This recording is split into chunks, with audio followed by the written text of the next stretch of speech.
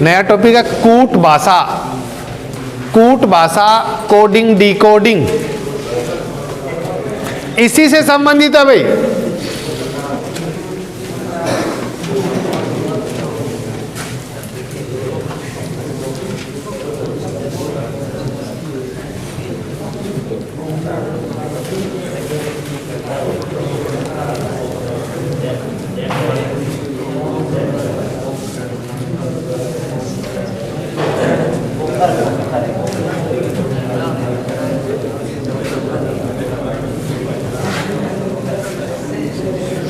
देखिए इधर बोर्ड की तरफ,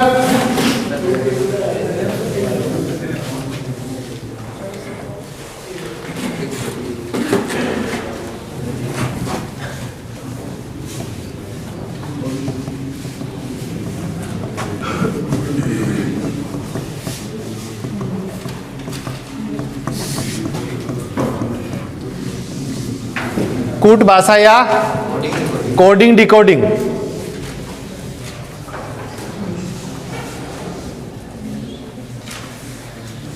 पहला है, यदि राम को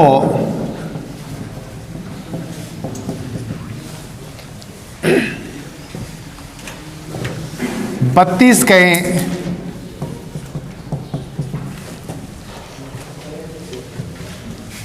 शाम को क्या कहें?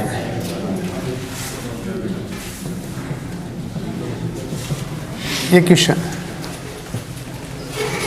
सीधी सी बात है। इन सवालों को आप तभी कर पाएंगे जब आपको वर्णमाला में अक्षरों का क्रम याद हो, वो भी उल्टे से सीधे से कैसे लिखा।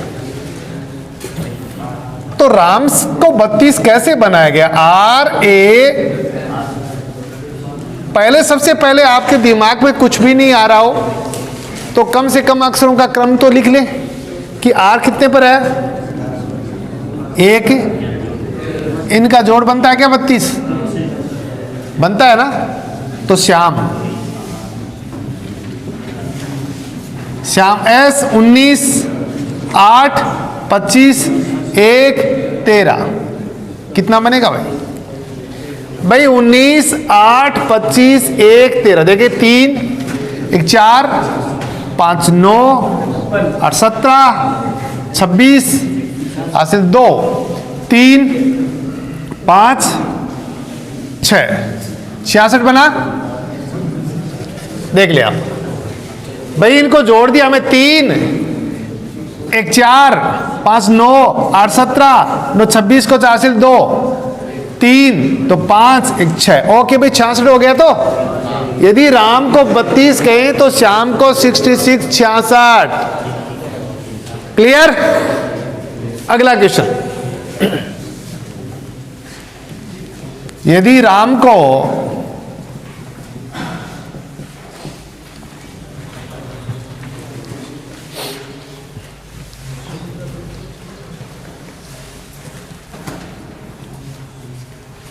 उनचास कहें, सीता को क्या कहें?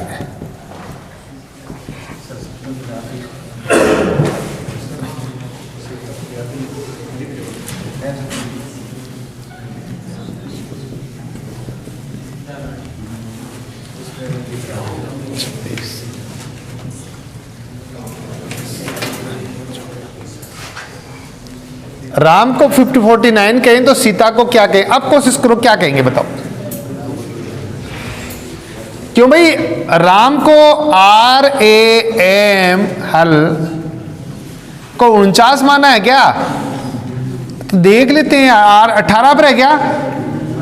1 पर इनको गुणा करने के बनाया, जोड़ करके बनाया, भाग दे के बनाया, क्या कैसे बनाया 49?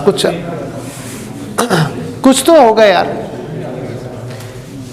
इनको गुणा करके तो 18 गुणा 1 18, 18 को 13 से गुणा करने में 49 नहीं बनता है। जोड़ा तो 18 और 13 और 1 ये बन के वही 32 बनते हैं।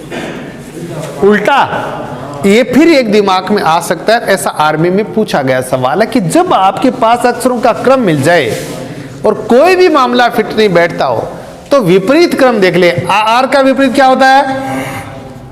ए का विपरीत क्या होता है? एम का विपरीत क्या होता है? विपरीत। कई बार दिमाग ये भी लगा लेना 9, 26, 14 बन गया भाई।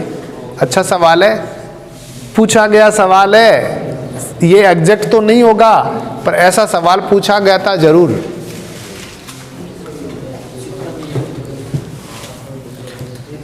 तो सीता का अब क्या कहें हम, देखो सीता के विपरीत अक्षर लिखिएगा आप, कितना बनता है।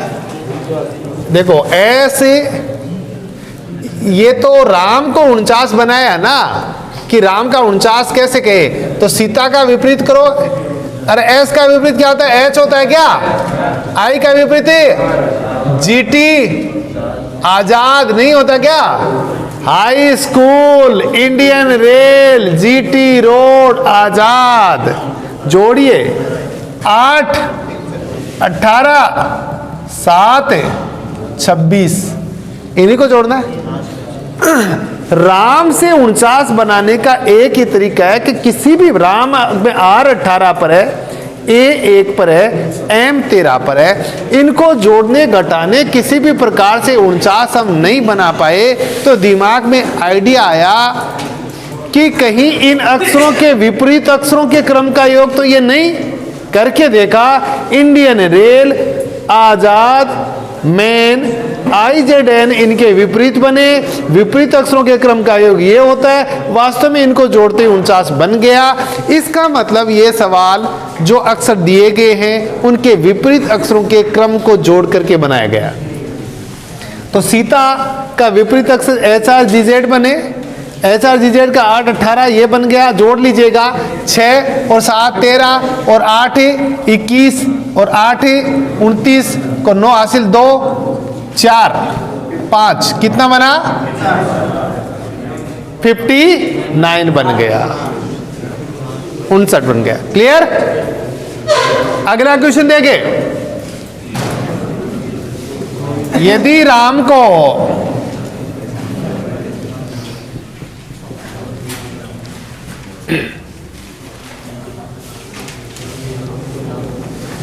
चौसठ कहें,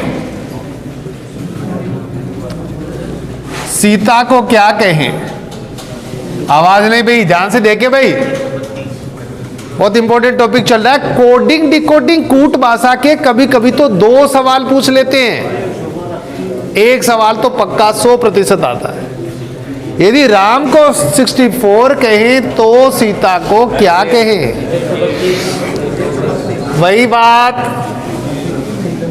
RAM 18 1 13।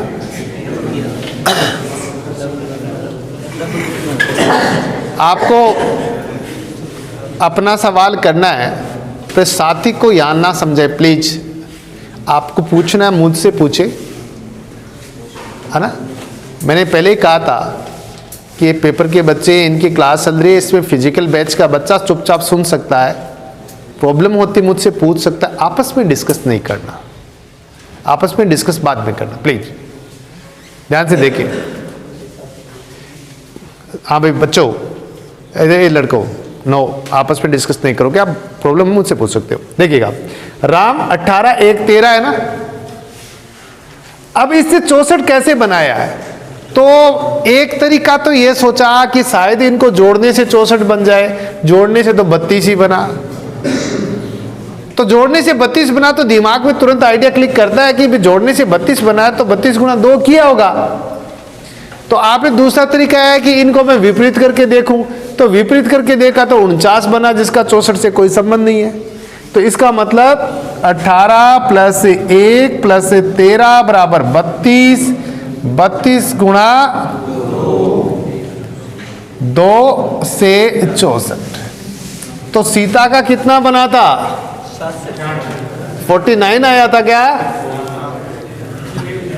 SITA 19 9 20 A कितना बना भाई, 49 49 को 59, सॉरी 59 का कितना बना हमारे पास भाई? इसको 59 का डबल कितना बना? अरे ये 49 बैठ तो रहा है। 20 एक 21, 21 9, 30, 30 19 49, 49 का डबल कितना? 98। क्लियर भाई? इस तरह से डबल वाला सवाल है। अगला सवाल देखिए,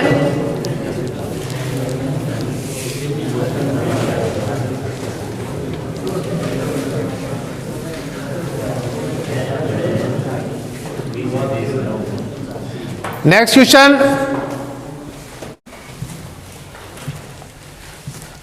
नेक्स्ट क्वेश्चन आप देखिएगा, यदि राम को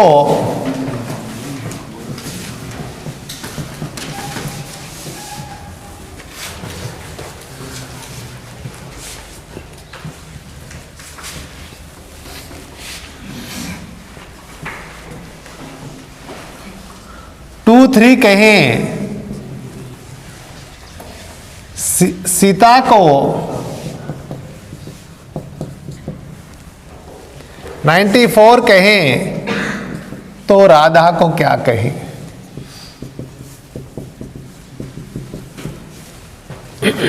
अब ये सवाल है।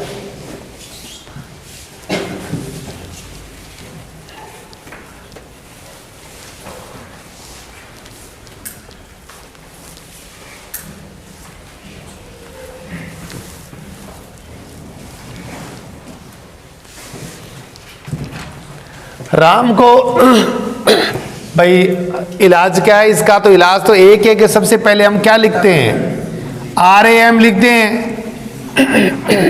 और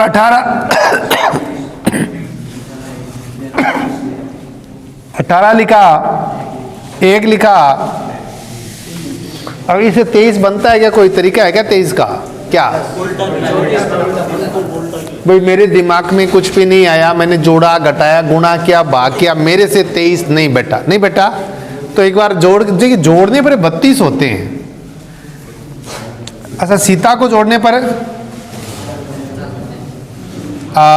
19 9 20 49, तो ये तो बनता है, पर ये इसका मतलब इसका उल्टा किया गया।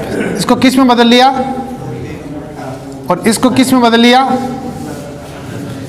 बस तो इसी प्रकार राधा का RADHA 18 1 4 8 1 8 9 9 13 14 14 18 32, तो 32 का उल्टा ये आंसर बन गया।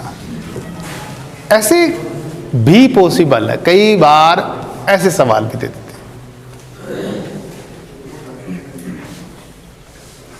क्वेश्चन, यदि राम को SCP कहें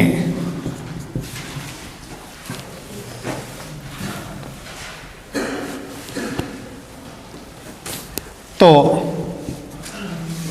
SITA सीता को क्या कहें? राम को SCP कहें तो सीता को क्या कहें? देखो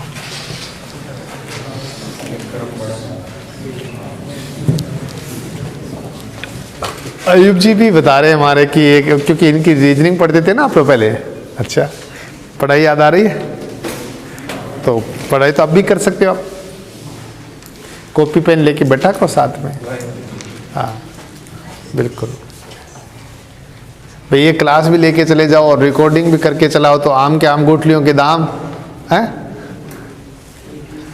देखते हैं भाई राम को SCP क्यों कहें हम लोग? RAM, इधर कहा SCP, दोनों के क्रम लिख के देखने पड़ेंगे। 18 1 13 19 3 16, कोई संबंध है क्या? +1 +2, यही संबंध है। बिल्कुल सही पहचाना आपने। राम का सीक्वेंस लिखा, SCP का सीक्वेंस लिखा, ये 18 1 13 है, ये 19 3 16 है। हमने देखा +1 +2 +3 से इंक्रीज कर रहे हैं। तो देखिए क्या बना,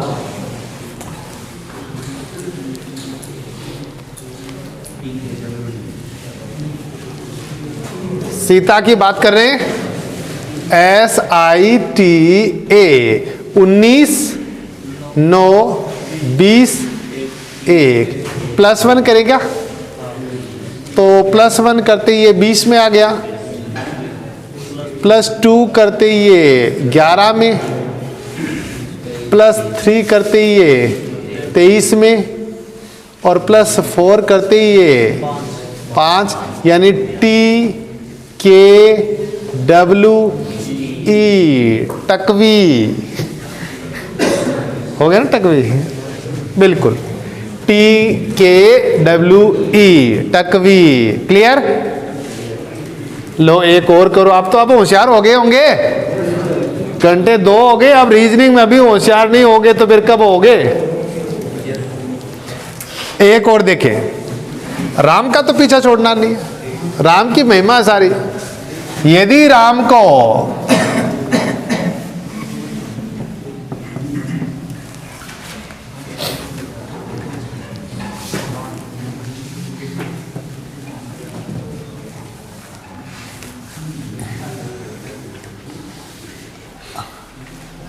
चलो यदि राम को ही कर लेते हैं, महिमा राम की चल रही है तो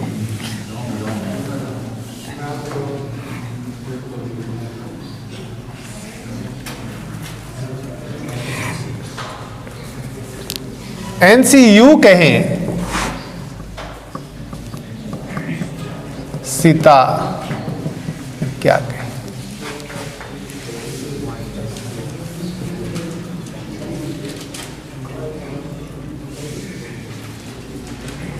अब करो, आप राम को NCU, तो बात तो वही है, यहां राम लिखा और यहां लिखा NCU, 18 1 और ये कितना 13 है क्या, और 14 3। अब कोई संबंध है क्या? यहां टेल टू हेड कांटेक्ट हो रहा है, इसका पिछला भाग इसके अगले भाग पर, +1 +2 और भैया ये +3, इस तरह से भी हो जाता है। कई बार आपने देखा 18 14 1 3 13 21, तो कई बार इसका tail to head head to tail ऐसा कांटेक्ट भी हो जाता है। इस सीक्वेंस में भी पॉसिबल है, आपने देखा किसी भी प्रकार से नहीं बैठा तो अब आप सीता है ना, SITA, अब ये 19 पर हो गया, 9 20 1 +1 करते ही 2, +2 करते ही 22, +3 करते ही 12 और +4 करते ही 23। क्लियर? यानी BVLW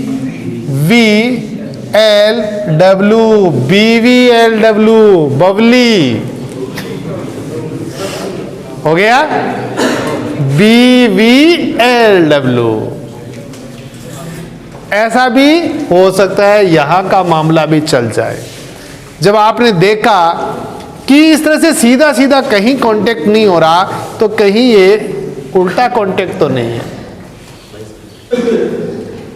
नहीं तो वो क्रॉस वाला हो जाता है। फिर राम के नीचे क्या लिखा, NCU, देखो +1 +2 NCU है क्या, और +3, पर इसकी बजाय यही ठीक है कि ये ऐसे चलता है, और ले राम को और लेते राम को, मामला सारा राम का ही है। हाँ,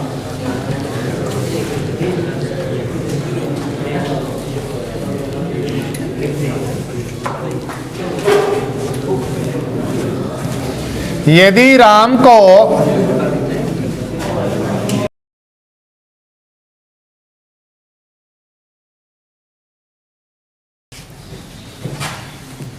PMN कहें,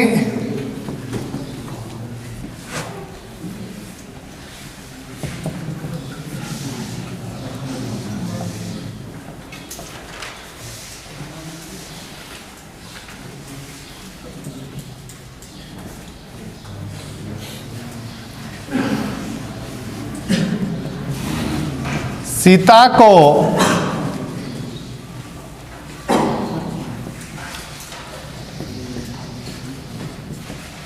ZQRT कहें तो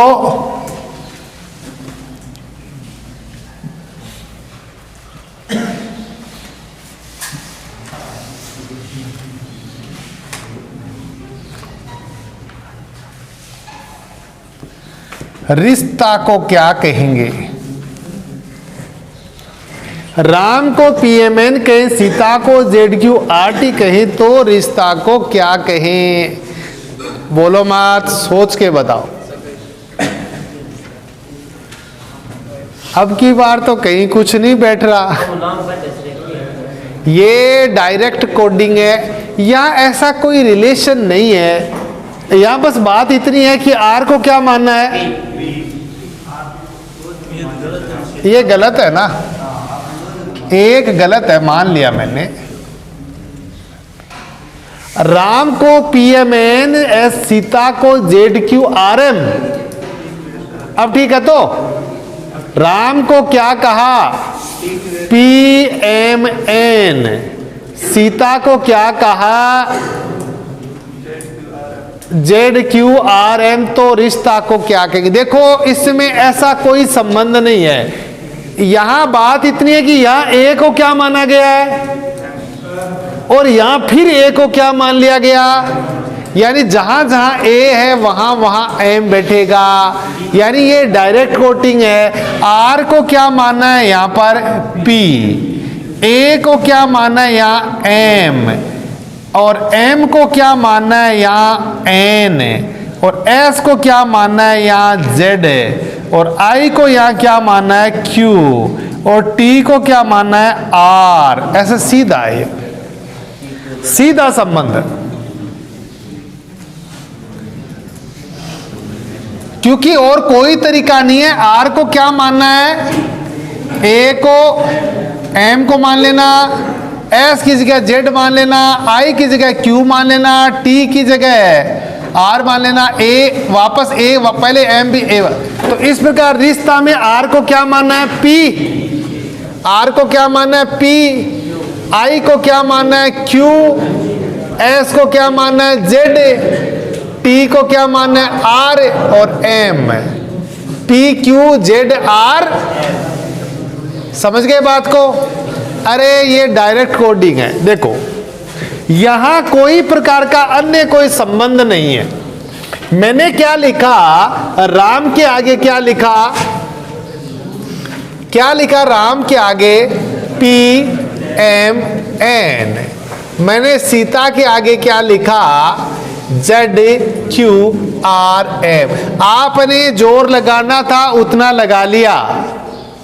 किसी भी प्रकार, देखो ये 18 पर है ना, और ये 1 पर 13 पर 16 13 14, ये है 19 9 20 1 26 17 18 13।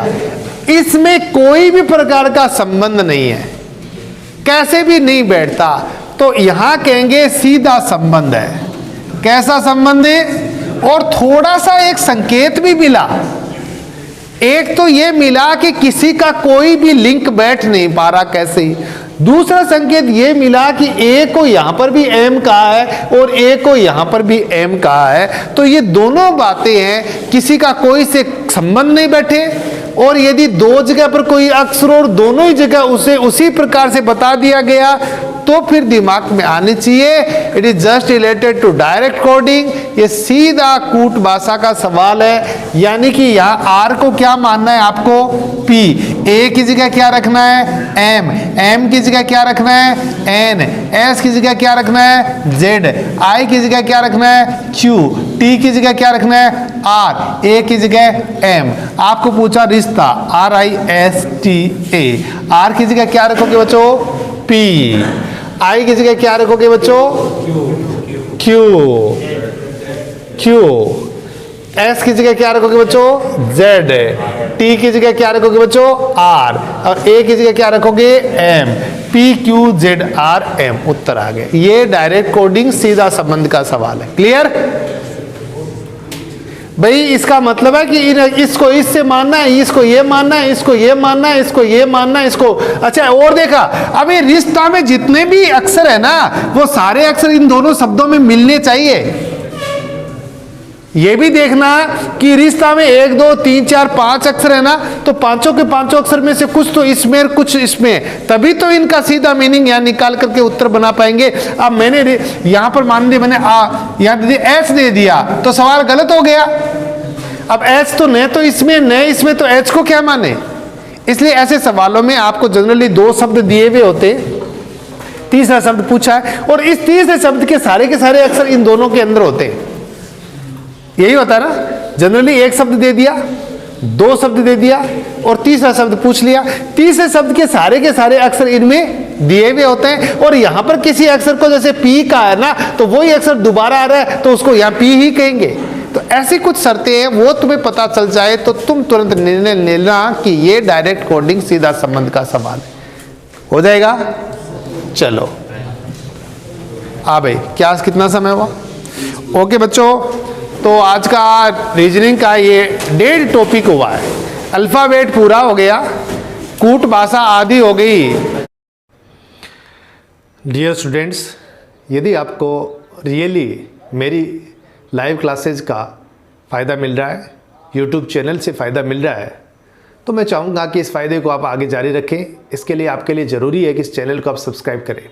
मेरे जितने भी वीडियोज़ हैं, चाहे वो आर्मी जीडी मैथ्स के हो, साइंस के हो, रीजनिंग के हो, आपको हर समय अपडेटेड वीडियो मिले, इसके लिए आप स्थापना डिफेंस यूट्यूब चैनल को सब्सक्राइब करें, ताकि आपको हमेशा वीडियो मिलता रहे, चैनल को सपोर्ट मिले और मैं हमेशा के लिए आपकी सेवा में हाजिर हो सकूं। Thank you.